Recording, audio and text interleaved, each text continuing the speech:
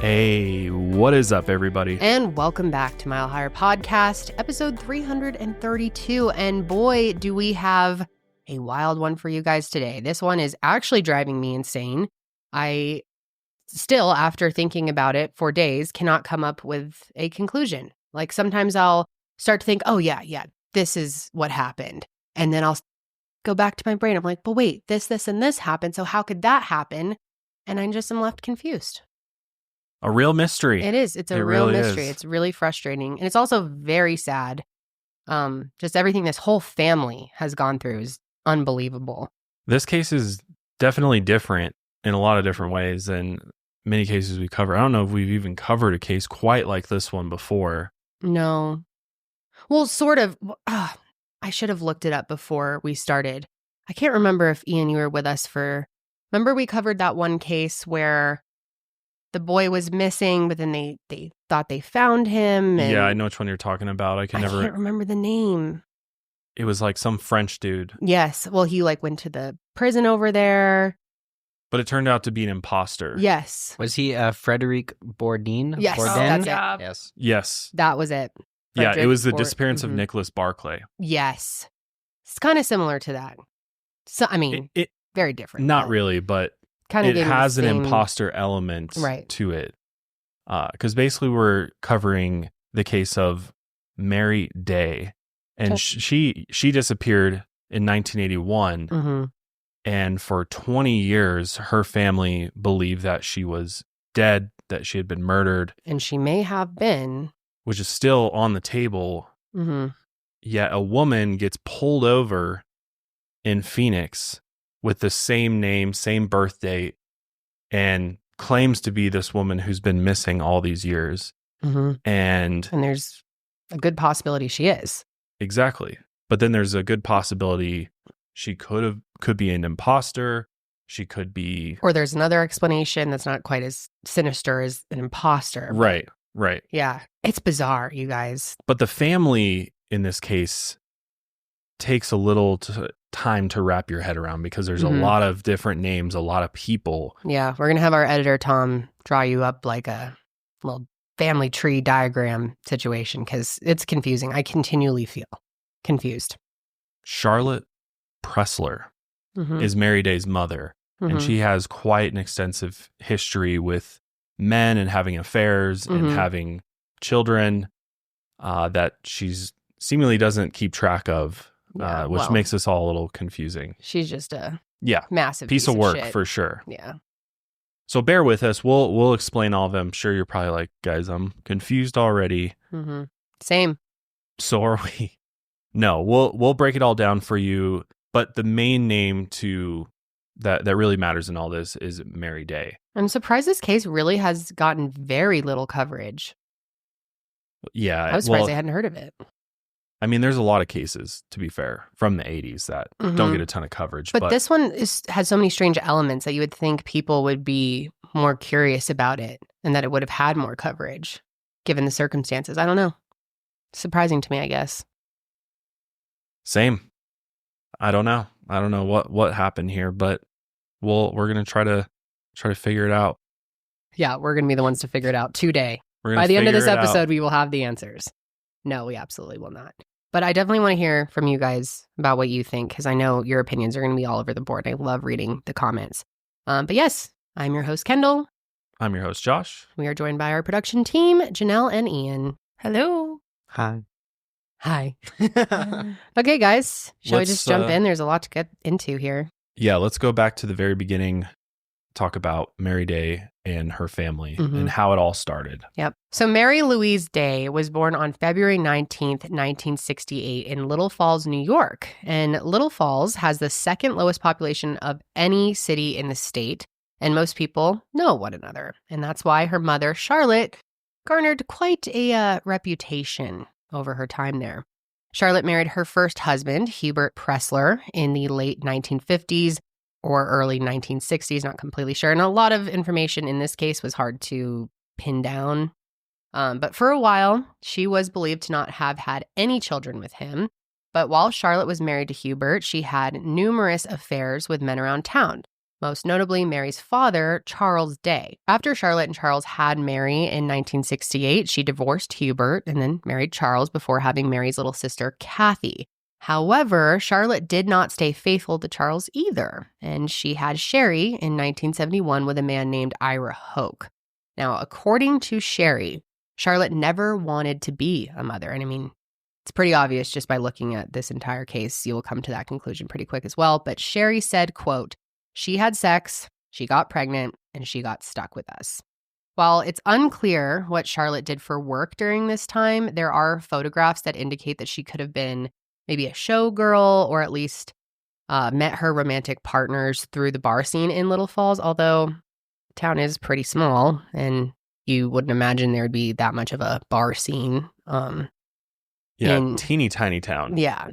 Out in the middle of New York between Albany and Syracuse. Yeah, it's like mostly dive bars and stuff. So yeah, and if you could even call it that, really, you know, I mean, most small towns have a dive bar or two, but yeah, can imagine she's like making this prominent living in one of these dive bars. Well, it's possible too. I believe in one of the interviews I was watching, they were saying that they think that that photo of her dressed in the showgirl outfit could have been like from a high school, like a senior portrait. So she may have not done that as a career at all. It could. There was something about basically just that she, especially in high school, but in her early 20s as well, like she just really was obsessed with her beauty. And so she had a lot of these kind of portraits commissioned really just to kind of like immortalize herself during this time. And those are called like glamour shots, right? Exactly. Yeah. And that was pretty popular back then. I guess more so in like the 70s, 80s. But yeah, I guess, yeah, that would make sense. So not much is known about these first three men that we just mentioned. Either Hubert seemed to have entirely left the picture once Charlotte married Charles. Ira didn't really stick around to care for Sherry, or just straight up did not.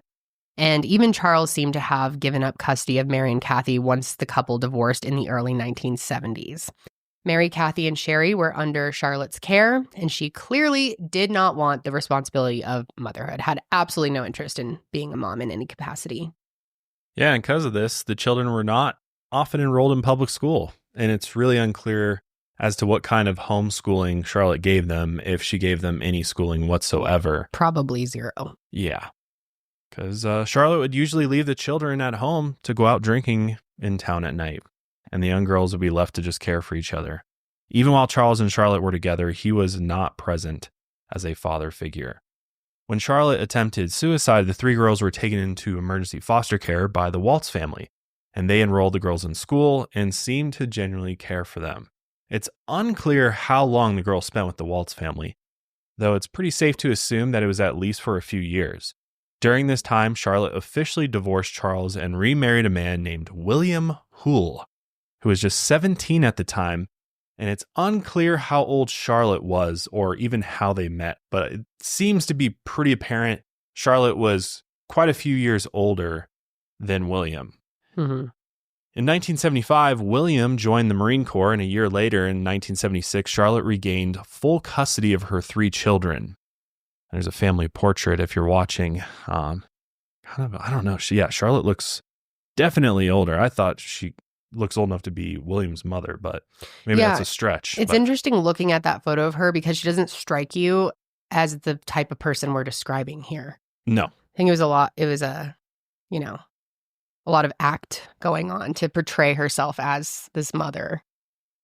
Yeah, I don't know. The whole backstory just still doesn't make sense to me. I'm like, are we missing something, or is this what Charlotte told everybody? We just really don't know. God, those poor kids, they're so cute. Sherry remembered the day that Charlotte came to pick them up. During her time with the Waltz family, she had seen how a loving family actually cared for their children. And so because of this experience, she really grew to hate her mother. She said that on the car ride home, Sherry got up and peed on Charlotte's head from the back seat. Just imagine that. I think that is so fucking awesome. It shows you how much she truly hated her. And she always refers to her as just her birth mother. And you'll see as we go on. It gets worse, yeah. This bitch deserved it. Yeah. Oh, yeah. Evil. Yeah. Obviously, after being peed on, Charlotte was very, very pissed off, and she told William to turn the car around and go back to the Waltz's family home. Once there, she grabbed Sherry, rang the doorbell, and told the mother, quote, "Here, Shirley, you can have this one." And at this point, Sherry was separated from her siblings for several years and was raised by the Waltz family. God, it's wild how all that unfolded. And she was happy to get away from her. And props to the Waltz family for just stepping up and helping out and taking Sherry in. But how devastating for Sherry to be separated from her sisters. Right. Yeah, horrible. What kind of mother does that? A really bad one. So then in 1978, Charlotte gave birth to her and William's first child, Billie Jean, before he was restationed to a military base in Hawaii. And then they had their second child, Charlotte's only boy. And we actually don't know his name, hasn't been public, but that happened a few years after moving away from Little Falls. However, in 1978, after only a few months of living in Hawaii, Mary and Kathy's father, Charles Day, died in a car accident. And it's unclear if Charles had any children outside of Mary and Kathy, but he left them an inheritance worth about $60,000 that they could collect when they turned 18. And it's also important to note that Charlotte and William received checks from the government to support Mary and Kathy following Charles' death. Now, Mary and Kathy always wanted to escape from their mother, obviously, and that inheritance money really became, their salvation at the end of it all. And even as little girls, they feared that Charlotte and William would somehow scheme their way into getting the money and making it so that they didn't get anything. So they developed a code word that only they knew when it came time to collect, and that word was Mohawk. That's important to remember. As for Mary, she hated her mother and William, and for good reason. From at least the time that their family moved to Hawaii, and also probably before that, William had been sexually and physically abusing Mary. And this continued for 2 years until 1980, when the military base became aware of the abuse and placed Mary in protective custody for the rest of the family's time in Hawaii, although he still got to keep his job. Yeah. Unbelievable, but not surprising. I don't know why. I'm just like, was William, how did that all unfold? Was William always kind of this predator, before he coming into this relationship? Was this encouraged behavior by Charlotte? I just wonder what that dynamic was truly like. Here's this younger guy with this older woman. She has these daughters that live with her. I'm just like, what kind of fucked up situation is this? Where either way you slice it, it's fucked up. Yeah, which again, this could have just been behavior that's maybe learned through his time in the military, or just that time, or his childhood, history, or his childhood. Yeah, we don't really have any information about that. I don't know. It's a disturbing situation. Yeah. When as a mother, you're not doing anything about it. No, I'm sure she's just allowing it to happen. She's probably completely fine with it. Maybe even happy about it. She was just whack as fuck on every level, it seemed. But it's unclear if Kathy also faced abuse from William, but she certainly feared and hated her mother and William as well.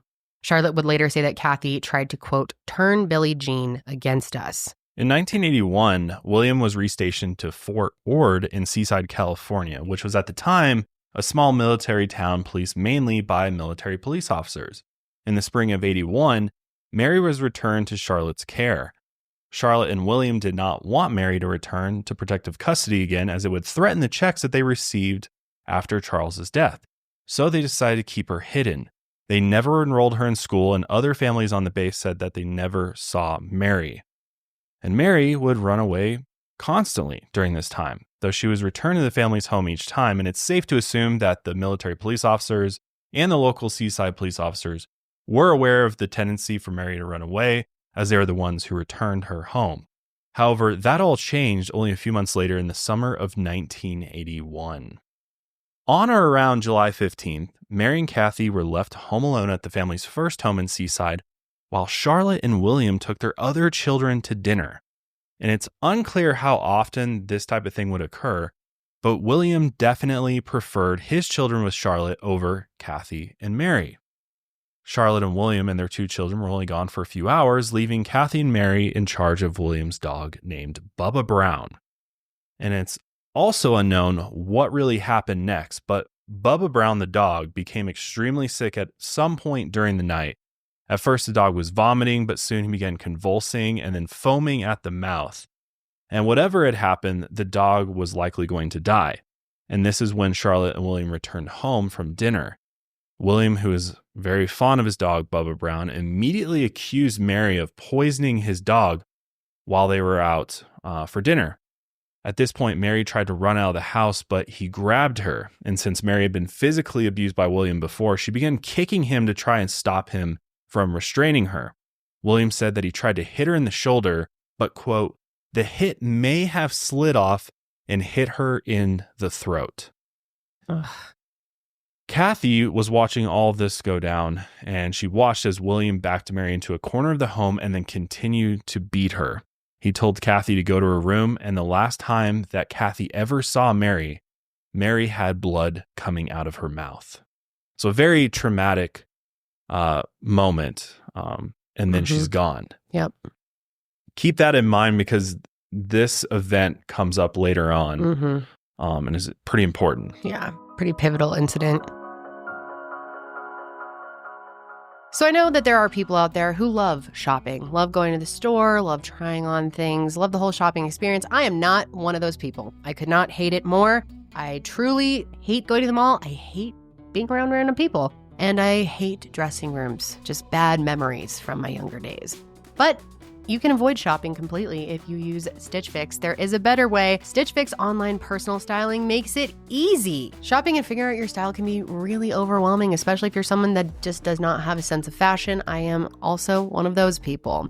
Oftentimes, I just don't know where to start, and that's why I love having a Stitch Fix stylist, and I truly do. I've been paying for the service for years, and over that time, my stylist has just gotten even better. She truly knows me, and I get pieces that make me look great and feel confident. All I got to do is give my stylist my size, my style, my budget preferences, and I order boxes when I want and how I want to. There's no subscription required. You can, change the frequency of when you get your boxes, and they send you just for you pieces, plus outfit recommendations and styling tips. Then you just keep what you love and you send back the rest. It could not be easier. They even send you a pre-labeled mailer where you just shove everything in the bag, stick it in your mailbox, you're good to go. And the best part, guys, no stores, no crowds, no stress, just personalized looks that you're gonna love. Stitch Fix makes it all so easy.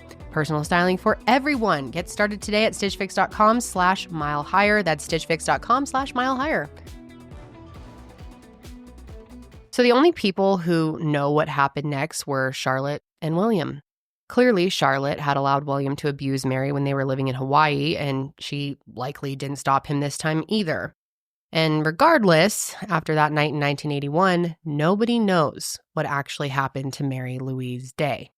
William and Charlotte told Kathy the next day that Mary had run away, although they never reported her missing to the Seaside police or the MPs at Fort Ord. And nobody at the base or in town even knew who Mary was because they rarely took her out of the house and they never enrolled her in school. It was almost like she didn't exist. Now, Sherry, who was still with her foster family back in Little Falls, New York, had no idea what happened either. Since her sisters had moved away from New York in 1978, she kept in close contact with them through letters and phone calls. However, all of that just completely stopped after Mary went missing in 1981. For Kathy, who was still stuck with Charlotte and William, she was never allowed to speak of Mary again. Charlotte burned and destroyed every photo of Mary and every article of clothing that she had left behind. And I'm sure a lot of you, red flags, alarm bells are going off. You're thinking possible murder here, right? Because that is actions we have seen parents take, or just people in general, when they have gotten rid of somebody, to burn and destroy every trace of them ever existing. It's kind of a strange thing to do that when, obviously it's a strange thing to do that when your child goes missing. I mean, just not reporting them and not caring is strange enough as it is, but then to try and get rid of their existence altogether, it's just extremely disturbing. Yeah, extremely suspicious too. Mm-hmm. Well, I just feel like we've covered so many cases of parents who, after their children go missing, will leave the front door unlocked, will leave their rooms completely untouched. And, right. Of course, everyone handles grief differently, but the general thing to do is expect for them to return at some point. Yeah. So to just get rid of everything it's very strange. Very, very strange. And it's like, if they didn't do something to her, that just shows you how much they truly hated her. Right. To just want to act like she never was a part of their family at all. Right. And she did run away quite a bit. So maybe in their minds, they're like, she leaves, she's not coming back this time. after this. Yeah. And so, and I mean, still extreme, still a crazy way to react, but you know, just thinking about it from different angles, you know, maybe they truly thought, well, she's been wanting to leave for a long time, so maybe, you know, she'll just be gone this time. And that may sound crazy for Josh to be like going there, but when you hear the rest of the story and like trying to make sense of their actions at the time is the only way to try and come to a conclusion of what could have happened. Well, it's very easy to get tunnel vision on murder in this case. Yes. As investigators seem to do, especially early on. Which there's good evidence because all the circumstances and the circumstantial evidence points towards that. The actions of the parents point toward it. The actions, as reported by Kathy that night, point towards that. But then there's plenty of other evidence that point away from that. Exactly. So it makes this one so frustrating. But anyway, Kathy remembered that before Mary disappeared, she was allowed to play anywhere that she wanted in the backyard.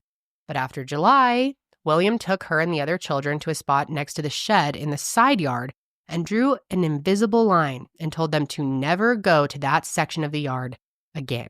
So there's another giant red flag. Then the family remained in that home for a few more months until they were moved to another house on the base. However, they only lived there for a few months before William was reassigned to another military base in upstate New York. And after the younger children and Charlotte had been moved to New York, Kathy remembered that she and William took the final load of their belongings on a 40-hour road trip between California and New York in 1982. She also recalled that after driving through Northern California, William pulled over somewhere in Utah, just on the side of the highway, and he opened the car door and told Kathy to, quote, look forward. She said the smell of salt was overwhelming. She said William then went to the trunk and pulled out a large rolled-up Oriental-style rug that Kathy hadn't seen before. He told her to look away, and then he walked off the highway with it. While Kathy doesn't remember how long William had been gone, she said it was, quote, quite a while. And when William returned, he was no longer carrying the rug. The two never spoke about this event again. While Kathy only remembered the situation later on in life, the route between Seaside and New York mainly follows Interstate 80 throughout most of the country, meaning they would have driven through the Bonneville Salt Flats just outside of Salt Lake City. And if this story is true, then it's possible the rug and its contents may still be out there. Although this is a vast area, the Bonneville Salt Flats. We're talking, I think, hundreds, if not thousands of acres of land out down there. One thing that we'll also come back to is Kathy is the one providing all this information, and it's difficult to corroborate her information with anybody else. Yeah, and so she was so young. Yeah, and so a lot of time elapses from when she's retelling these events to when they actually happen. So just keep that in mind. But after Kathy and William arrived in New York, she wrote a letter to Sherry informing her that they had moved back. Charlotte reluctantly agreed to let Sherry spend time with her sister at the house. And however, as Sherry grew older, she found the family's reaction to conversations about Mary a bit strange. For one, William and Charlotte never brought her up. It was never a topic of conversation. I was like, oh yeah, we heard from Mary. She's out, living somewhere. Or even, I wonder whatever happened to Mary. Nothing. Yeah, just nothing. No talk whatsoever. And when she asked Kathy about their sister, she responded, quote, we don't talk about Mary. Yeah. In fact, Charlotte and William fiercely protected their secret. When Kathy was 14, they kicked her out of the house for asking the younger children if they knew anything about what had happened to their older sister. Which also leads you to... Everything leads you to believing... Homicide. I mean, especially if you know other similar cases where parents take these types of actions, you're like, this has got to be... They must have murdered her and are trying to cover it up. Because if she really ran away, would they take the extreme of kicking out another sibling who even asks about her? It's so bizarre. You would expect them to just be like, I don't know what happened to her. She ran away. It's her fault, whatever, Something like no, that. They don't even want to speak about her. They want to pretend she never existed and this whole event never happened. So then in 1992, when Sherry finally turned 18, she actually reported Mary missing to the Fort Ord Military Police. However, as we've covered before on this show, military police often cover up misdeeds and crimes committed by soldiers on the base to protect their reputation. And on top of that, it had been 11 years at this point since the family last saw Mary, and there was no official evidence to prove that she even lived with the Houle family on the base in the first place, which is crazy. They really got rid of all evidence of her existence. Fort Ord likely put Mary's case into the cold case file and didn't conduct any further investigations. In 1994, Fort Ord shut down, and all of its cold cases were transferred to the Seaside police. However, due to unknown reasons, Seaside police did not begin their investigation into Mary's disappearance at this point.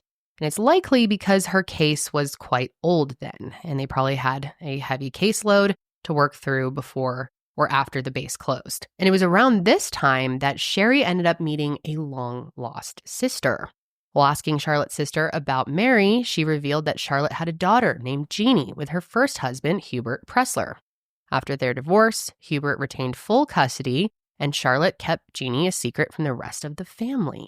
And while Jeannie and Sherry became close, they began joking to anyone that they met, quote, "You could be my brother, you could be my sister," because they both assumed that Charlotte could have had several children that they didn't even know about. Sherry also believes that while Charlotte abandoned both her, Jeannie, and Kathy, she, quote, kept tabs on all of her children.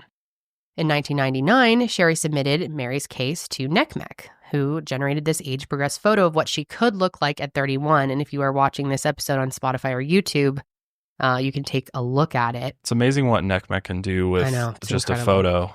Oh, we you know, when we got to tour their facility, we got to sit with the artist that does these, and it's incredible, and it takes a ton of time and work long process, hours and hours to do this. But yeah, the artists they have on their team are highly, highly skilled. It is pretty incredible.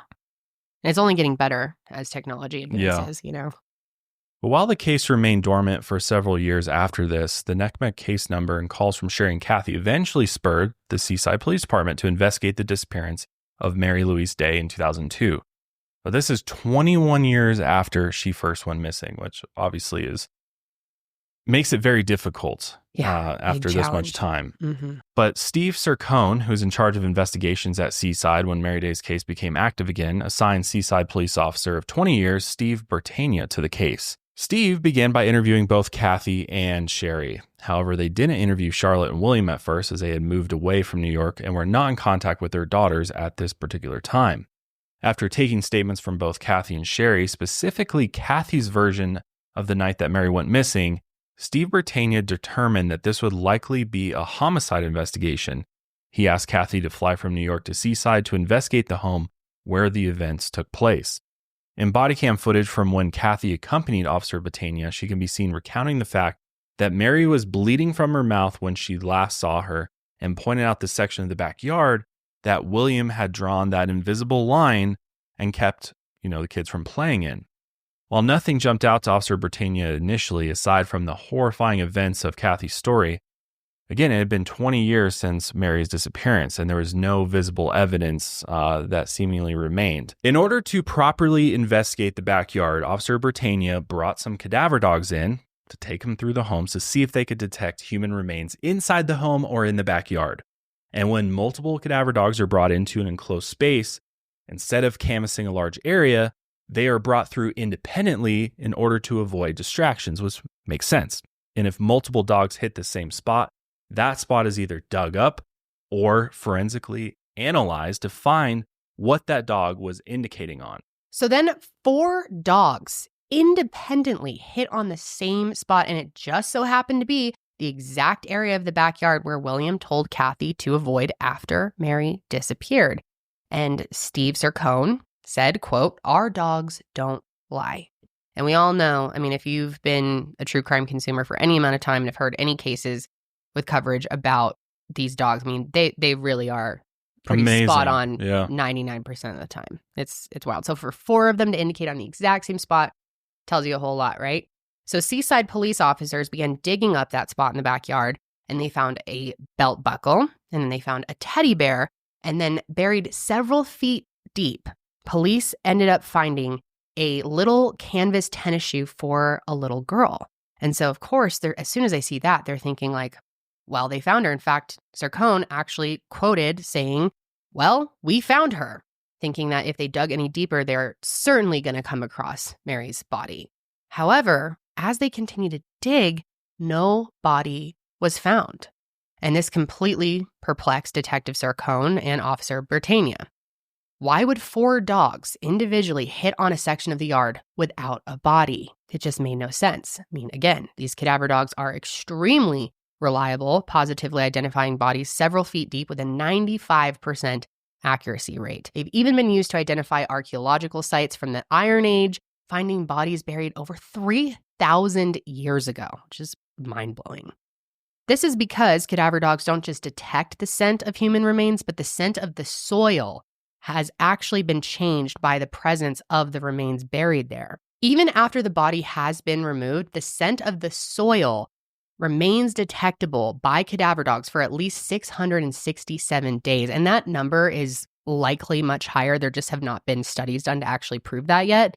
But what this indicated was that at some point in time, a body had to have been buried in that spot. Further testing of the soil deposits in that spot of the backyard by the Body Farm, which is part of the Forensic Anthropology Center at the University of Tennessee, showed that human remains buried there affected the soil at some point in time.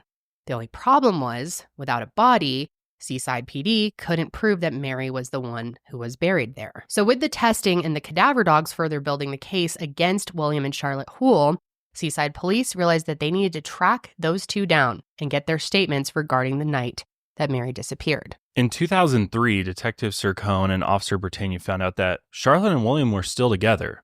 William had since left the Army and had become a corrections officer at a prison in Kansas. So in April 2003, they were finally able to question William Houle's. Here's a clip of some of Charlotte's interrogation footage. You'll notice her strange body language and her quote-unquote regrets regarding the case, though she doesn't confess to murdering Mary. Let's take a look. You know, life is full of regrets. If you go back and say, you know, if I had did this and this and this. Oh, yeah. We've all been here. Okay. So this is my problem. I didn't do a lot of things I should have, and I didn't do a lot of things I could have and would have. Now I'm stuck with consequences. Okay. I was married before. Mary and Kathy are my children, so you know who I'm talking about. Billie Jean and William are the children from this marriage. So I have Mary, Kathy, Billie Jean, and White. You talk to them often? I wouldn't talk to either one right now. Okay. Because Kathy has got Billie Jean so brainwashed. And when Billie Jean off, the only thing she wants to do is, why don't you find Mary? Where is she? What did you do to her? Blah, blah, blah. And she got her father so upset. She got me so upset. So, when's the last time you heard from Mary? Last time she ran. She ran away. You haven't heard from her since? Done. Did you guys take any kind of steps to find her? We should have. Yeah, We fucking should have. Yes, you did. I don't think we did. I handled Take a reason why. My husband seems to think we called the police, but no, but there was never a follow-up. Mm-hmm. Okay. You know, they hear the story of the people that fall through the crack. Uh-huh. I think that's what happened to her. You know, we all look back, just like you said, and we made mistakes Yeah. back then. When I look back is and what I should have done, I really should have checked back and seen what happened to Mary. I don't know. I don't know why I didn't. Fucking Charlotte Hooligan should be her name. Idiot. Clearly, the line of questioning that, she's going through, and she's just trying to be like, yeah, I don't know. I have a lot of regrets. She fell through the cracks. It's the system's fault. Not sure if we did anything. Yeah, not sure if we called. It's fucking absurd. I hate her. Yeah, and that, again, that's just a clip. I'm sure there's more to that interrogation than what we just saw. And I would hope that they, pressed her more. You know what I mean? Kind of. Yeah, it seemed like they were going pretty easy on her. Again, I mean, after all these years, this is the first time they're getting to talk to her. You know, they don't want to just have her get up and leave. Yeah, so she they're could've. just trying to probe her a little bit. Take what they can get, I guess, yeah. But you can see how investigators would be like, okay, she's hiding something. She doesn't just not remember what happened. There's more to the story here. And is she hiding a murder, or is she just trying to cover up her horrible parenting? Right. Lack of concern for her missing child. Right. It's just hard to wrap your mind around. And like you heard in the clip, she mentions, well, William thinks that he called the police. But it's very important to note that neither the Salinas Police Department nor Seaside had any records indicating that William had ever placed a call to them about Mary's disappearance. No. Fort Ord said they first knew about Mary when Sherry reported her missing in 1992. So talking 11 years later, when Sherry first reported her missing. That's the only record that we have of anybody making contact about Mary going missing.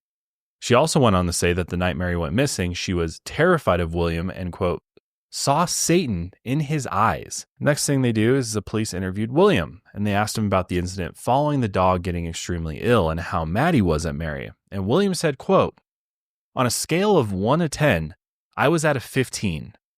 He recounted hitting Mary in the throat, but stopped short of confessing to her murder. Then police asked him if he was mad enough to have killed Mary, to which William responded that he would have never killed Mary. But then the police remembered that Charlotte had said she saw Satan in his eyes.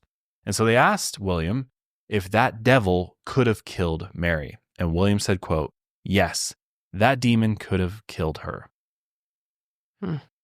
Quite a lot to take in. I feel like I've definitely heard killers kind of use this excuse before. For sure. We've covered. Like, I was possessed by a demon. It wasn't me. It was the demon that was possessing me. And of course, that's the tactic that the officer is using in that situation to be like, well, could the devil have done it? You know, not you, but yeah, it tells you a lot. He's at a 15 level of rage. He's saying that, yes, the demon that was possessing me could have killed her, but I didn't kill her. Yeah. It's all very suspicious. So I understand why they're going down this road. They're like, yeah, seems very possible that these guys, William likely killed her and Charlotte covered it up with him. And this is what happened. Yeah, it feels pretty close to a confession. And so, yeah, they believe that this maybe really was the closest to a confession that they were going to get. So Seaside PD began working on trying to charge William and Charlotte with Mary's murder. However, the DA felt like they didn't have enough to build a case against the Houles, even though the investigators thought that they had plenty to use against them. More than that, they still didn't have Mary's body, of course, and they couldn't prove what happened to her.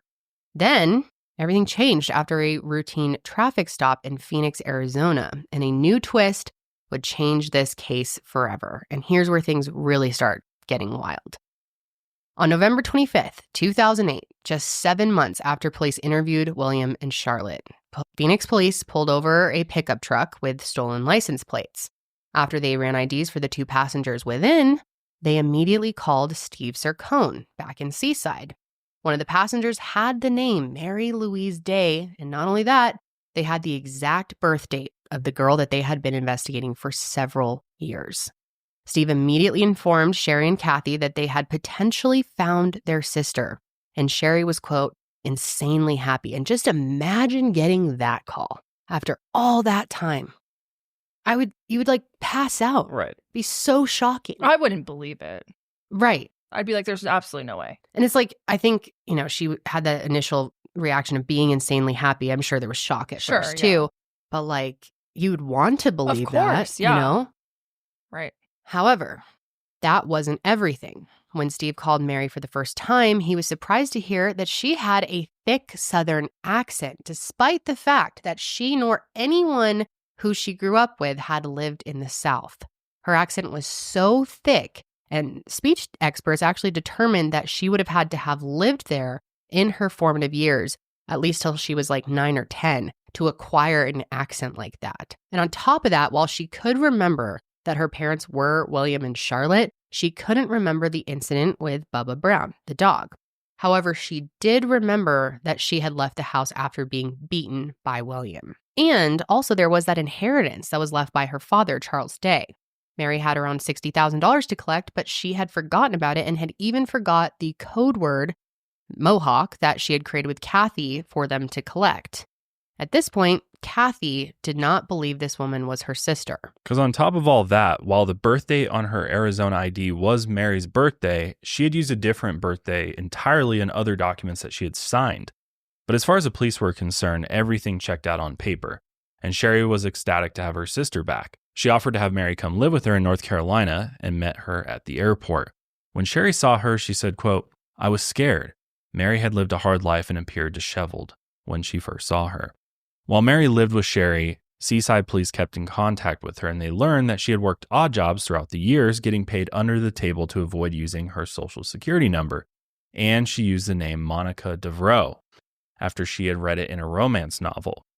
Still, the police couldn't shake that maybe this wasn't the Mary that they were looking for, and they started referring to her as Phoenix Mary and questioned her about her life and accent. They just simply couldn't believe that she would have resurfaced during this investigation after they had tried to find her for years. Mary even started to get sick of them not believing her and said, quote, "Better off I was dead and you can just do the detecting from there." Seaside police decided to do a DNA test. And while her father Charles had been dead since the 70s, they had no way to collect his DNA, but Charlotte was still alive, and they could test her DNA with Mary's. The test came back conclusively that Mary was a daughter of Charlotte Houle. Once again, the police felt like there was no other avenues despite their strong feelings that Mary Louise Day had been murdered. There was a site in their old backyard, and when Kathy was asked if they used to wear the style of shoes that were dug up in the spot, she said, quote, "Exactly that." And there were other issues as well. While living with her sister, Sherry said that Mary had two distinct personalities. Sometimes she would see her sister downstairs with her hair and makeup done, dressed well, cheerful and smiling, and on those days, she was Mary. However, sometimes she, quote, physically looked like a different person. She was unkempt, walked with a hunch, and appeared very haggard, and, quote, looked at us like she was going to kill us.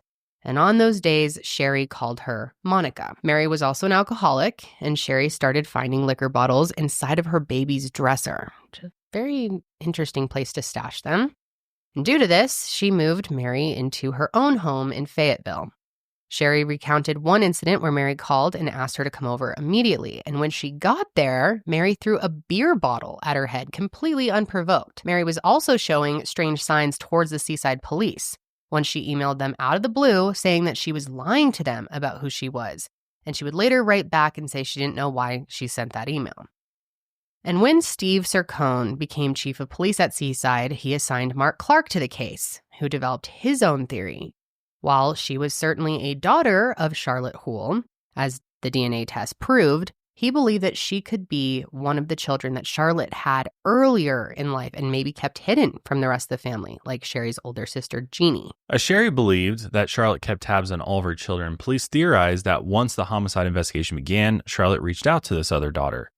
Since Phoenix Mary's driver's license was only issued 3 weeks before she was pulled over, Charlotte could have given her Mary's social security number and offered her inheritance money if she pretended to be Mary Louise Day. On top of that, there was more evidence for the murder theory. In 2008, Seaside police were investigating an unrelated case with cadaver dogs at the now abandoned Fort Ord.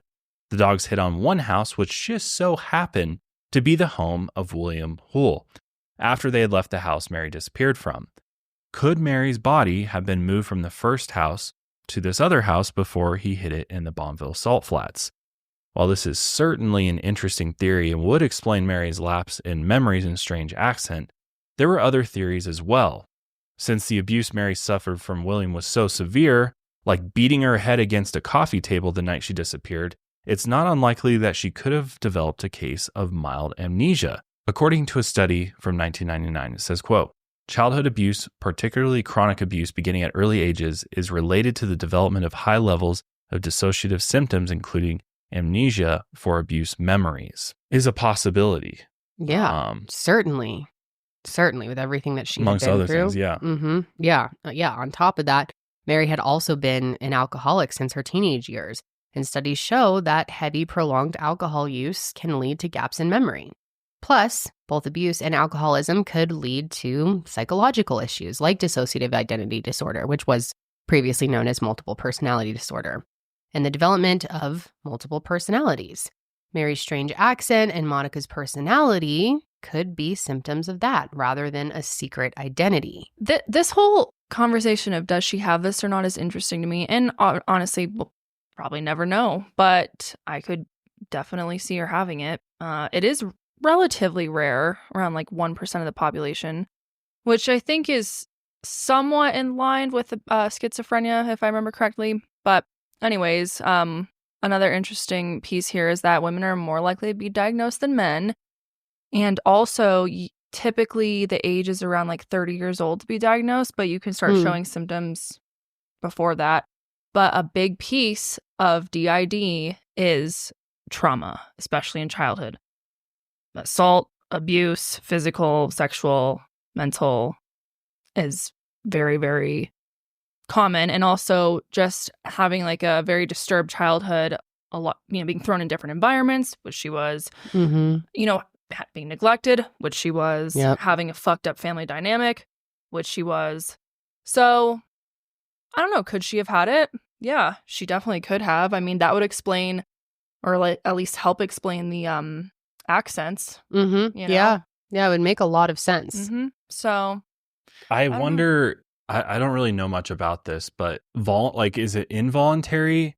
Yes. The different personalities, so the personalities just come and go just randomly, or are they able to kind of move between the different personalities? Well, or it just depends. Yeah, you know what I mean? I thought you were, because I was like, different. Yeah, I don't know. If she has this, and she's, as far as we know, according to the interviews that police did, they only had experience with, let's just say, this one personality that was the one that had the Southern accent that everybody was like, this is kind of weird. This is not, how could she have obtained this accent?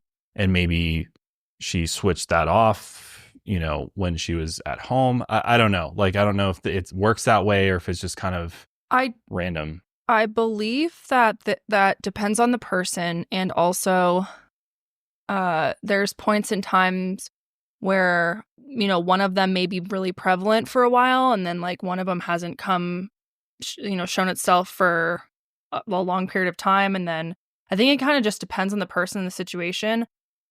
To be honest, I'm not super familiar with DID. But I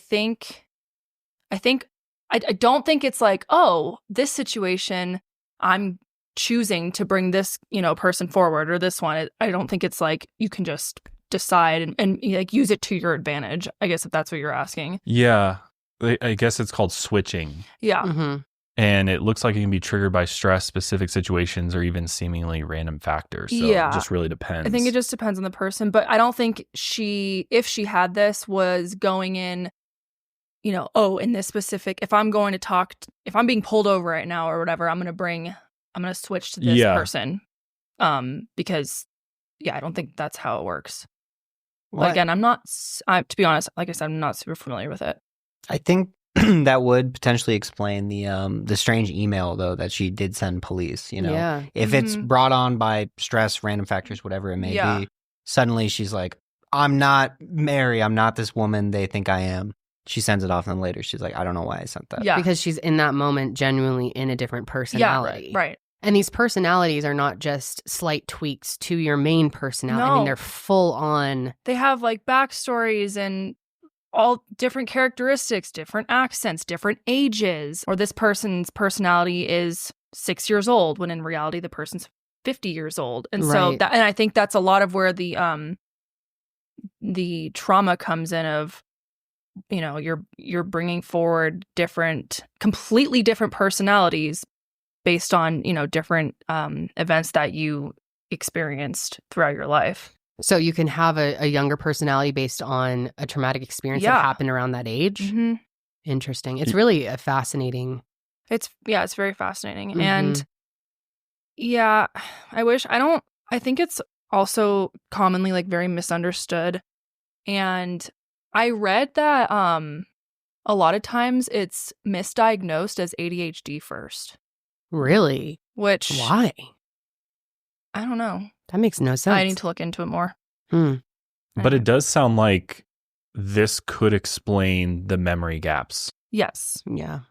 Well, because it's trauma possible. In general. Yeah. True. Trauma in general. But it seems like it's possible.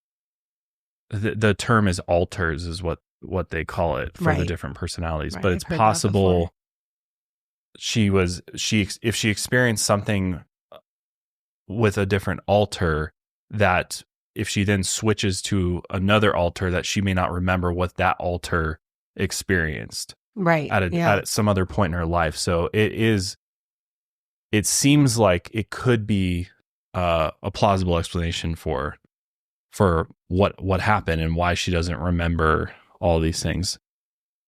But it's weird because there's things she does remember in certain places, and she remembers getting odd jobs, and then the fact that she did change her name to Monica Devereaux, which happened to have the same initials, because there's like little tidbits of info that might lead someone to believe she was actively trying to avoid detection.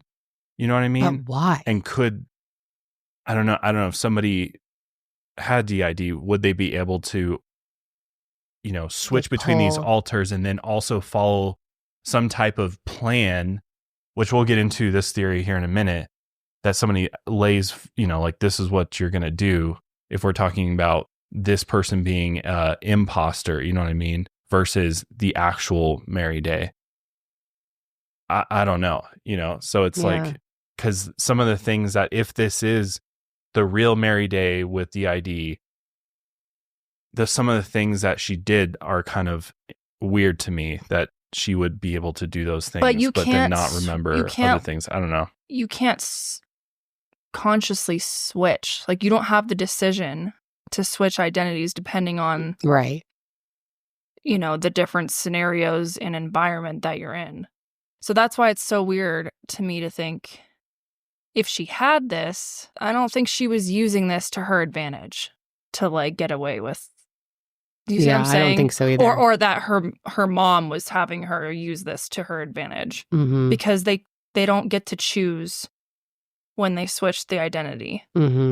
So I also think just the Monica name and trying to avoid detection, regardless of if that could be an alter of hers, but it also, just for purely practical reasons, she doesn't know if her mother and William are still looking for her when she first runs away. Right, that's a good point. And she hates them and wants to stay away from them by all means. So it also could be as simple as that, as simple as like, I just want to use different birthdays, different names to avoid any sort of detection while I'm on the run. Yeah, which makes total sense and is very valid.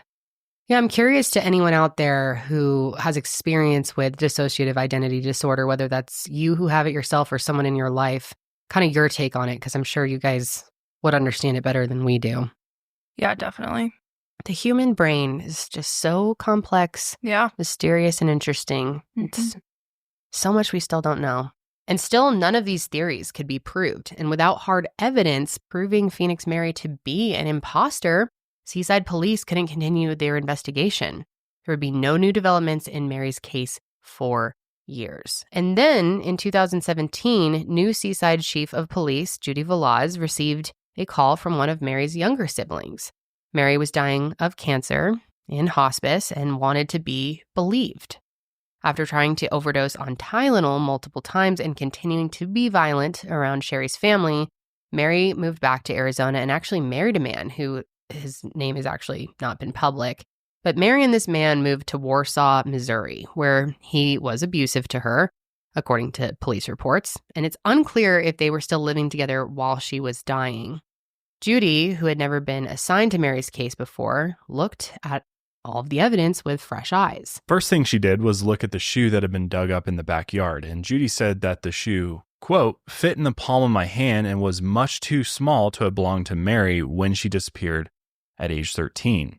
She also could not find any records indicating that Charlotte had any additional children, and the timing of her acquiring the license was also not very suspicious, as it turned out that Mary needed to get this ID in order to qualify for critical gallbladder surgery she needed done, and a local nonprofit had helped her acquire her original birth certificate. Judy also tracked down a woman named Maury Ward who had taken care of Mary when she was 15. A family friend took Mary to the home, and she lived with Maury and her children for a year. And when Mary left, Maury was, quote, heartbroken. An old boyfriend of Maury's even had a photo of Mary from 1983, so 2 years after her disappearance. And for a 48 Hours documentary into Mary's case, this photo was tested against old photos of Mary before she disappeared, using technology and these photos matched, confirming that they were the same person with 99% accuracy. Finally, Judy felt that the only thing left to do was to go to Missouri and speak to Mary herself. And she did. Judy said that Mary, quote, just seemed like a survivor. Judy said she just wanted to be believed, and quote, it's very frustrating to prove who you are when there is no proof. 9 days after Judy went and interviewed Mary, Mary Louise Day died. And there was no funeral, which is very sad. It's horrible. So there were 2 documentaries at this point in time that have been done on this case. And while Sherry believed that Mary was her missing sister at the end of the 2017 48 Hours documentary, she now has her doubts. For one, the documentary claimed that Mary's DNA was also tested against her father's DNA, even though he had no other children and there's no other record of his body being exhumed. And then there's a new documentary, actually in this newer series. It's on HBO Max. Is it produced by? It's produced by Discovery ID. Okay. And it's called The Curious Case of. It's like a spin-off of this larger investigative series. Yeah, it's pretty interesting. I actually really enjoyed their episode on this. But in that new documentary on this case, the series did not make this claim. Charlotte and William are still alive, and at the end of this new documentary, Sherry confronts her mom in a nursing home about what happened to Mary, and she denied everything. And oh my God, that scene is just heartbreaking. I mean, my heart truly goes out to Sherry. It was just devastating watching her. I mean, they didn't film inside in the nursing home and the interaction, but they filmed her coming out and just standing in the parking lot, and you can just see the pain that she's going through. It's just horrific. Kathy, Mark Clark, and Steve Sircone believe Phoenix Mary was an imposter. However, Judy believes she was the real Mary Louise Day and thinks everyone else is just too attached to the murder theory. Still, it's more than likely that there were bodies buried at both of William's properties in California.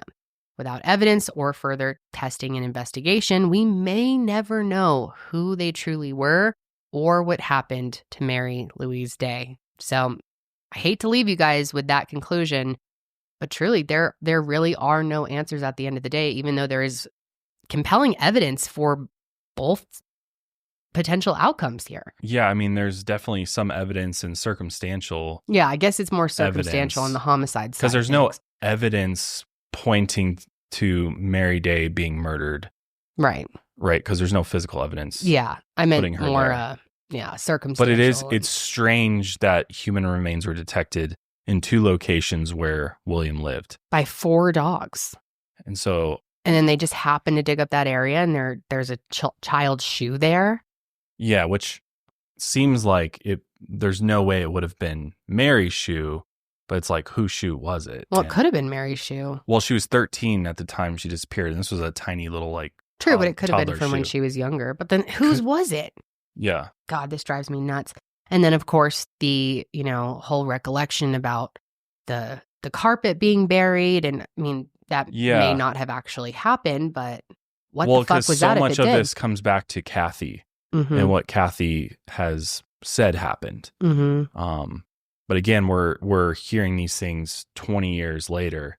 So how reliable is that, those events that she's recalling? But we do know for a fact that, William admitted that he, this demon came over him and the demon would have killed her. And I mean, that's, I think, pretty compelling. And then not to mention, we know the way that they acted about their runaway child. Who acts like that? Who burns their photos and all their clothes and tells the rest of the family you cannot speak about her again, and tells the kids, which I guess that part we don't know for sure happened about, not being able to play on a certain side of the yard. But all of that just so crazy to me. Like it feels it has to be homicide, but I guess there really are evil people out there, horrible parents that wouldn't care if their child ran away. But would she really have not collected on anything and not remember? But then you bring in, all her trauma and the potential DID. And the alcoholism is, I think, a big part from a young age. Mm-hmm. Mm-hmm. I think there's a possibility William, an evil human. Well, I think that's...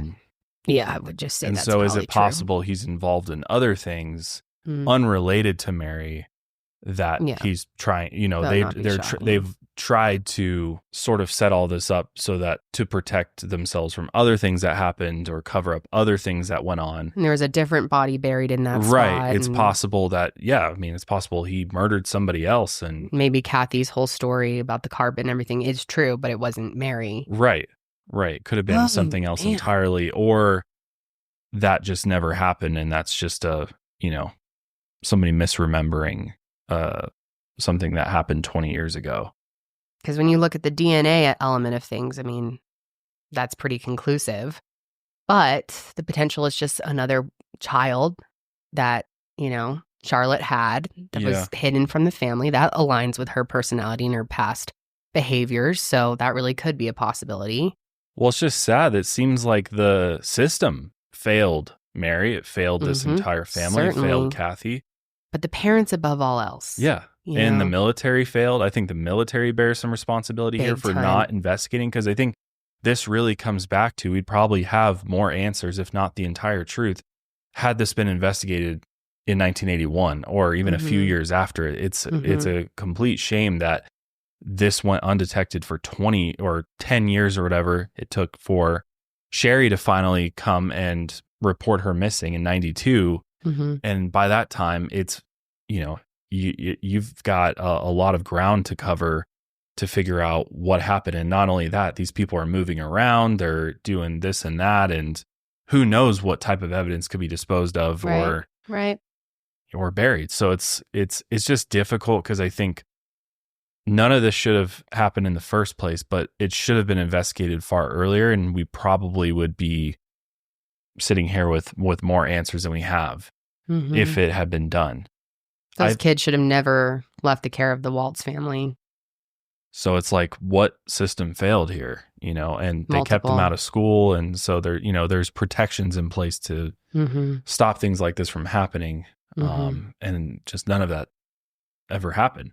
And I think it was because William was in the military. They're living on military bases. And so they're kind of isolated from the civilian world somewhat. What contacts did William have within the military? Who was he involved with? Did he have ins with military police officers who covered some of this up? And I mean, this case just reeks of conspiracy to me. Yeah. That there was some conspiracy here to cover up, whether it be a murder is one thing, but just abuse and sexual crimes against children is another thing. And both are horrible and should have been prosecuted, should have been investigated, and just weren't. So it's very difficult to figure out, what happened, because there's just not enough here to go off of other than somebody's memory, right? Yeah. And memory is a tough thing. Yeah. It's tough to remember things a year ago, let alone 20 years ago. Just so much time has passed now that, I really don't think we'll ever have an answer. I think, which I hate that for. Yeah. And when looking at the general consensus among people who have learned about this case is that they believe that this was Mary Day. This was the real Mary Day who surfaced in Phoenix. Because I think when you look at her circumstances, I think it makes sense in a lot of ways. Is there some things that are weird and don't fully add up? Yeah. But I think there's enough to, kind of come to somewhat of a conclusion that this is likely her. And it's, I think so? I think so, because I think the other parts of it are, again, doesn't fully explain the parents' actions. I think their actions were extreme in any case, but if these kids are being severely beaten and sexually abused, I think they would have a reason to try and make them disappear, to try to avoid investigation and because they know they're in trouble no matter what they're doing. Right. They're committing crimes no matter what.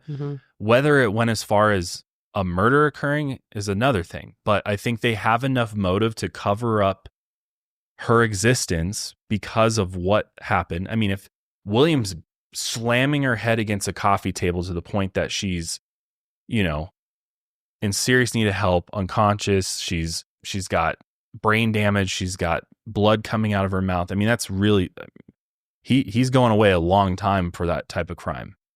Whether she survives or not. So I think there's enough motive for them to cover it up. And I think William and Charlotte are just shitty people and just Yeah, evil that's an people understatement. that never cared about their kids, Mm-mm. didn't want to be parents. No. Charlotte wanted to run around and sleep with whoever. Being a parent was never something she wanted to be associated with. It just happened as a result of her actions. And so she's just trying to deal with it the best way she felt like she could. And that was just get rid of them, make it so bad so they leave and leave my presence so I don't have to worry about them. Mm-hmm. And I can just continue being shitty old me. And I think that's what she did. And because I'm like, if you talk about the imposter theory, I don't know. I want to give Charlotte and William that much credit that they would somehow like concoct this conspiracy with a hidden daughter who has zero motive to keep this up for so many years. And another thing that has stood out to me throughout all of this is it would be a different situation if she had come to them and been like, I am Mary Day. Here I am after all this time. That would make me question it even more. But the fact that she just was happened to be pulled over and they run her name and her birth date and make that connection makes it even more hard to believe that this was some type of concocted plan. Yeah. And as we've seen in other imposter cases, authorities are pretty good at figuring out if they're an imposter. You know what I mean? Yeah. In most cases, they're able to like dig into it enough to figure it out. And this was one of those cases where they had a very difficult time coming to a conclusion. But either way, even if you land on Phoenix Mary being the real Mary Day, it leaves you still with so many unanswered questions about everything else. It's just, it's so frustrating. And God, I just don't know what to think. I guess I'm probably like 90% believe that Phoenix Mary is Mary Day. But there's still that part of me that's like, there's so much weirdness. But we've seen weirder things. Yeah. Yeah. Look at our man who was found outside of a Burger King, didn't know his identity. You know, like stuff like this does happen. Is it rare? Yes, but it does happen. Mm-hmm. I mean, the DNA is just such strong. If the DNA wasn't there, I would be more suspicious. But because it's clearly one of her daughters and all the other circumstances combined, it's hard to deny that. I just don't think there's enough concrete evidence for imposter theory or murder theory to really lean that way. I just wish so badly there was a conclusive answer for the rest of the kids.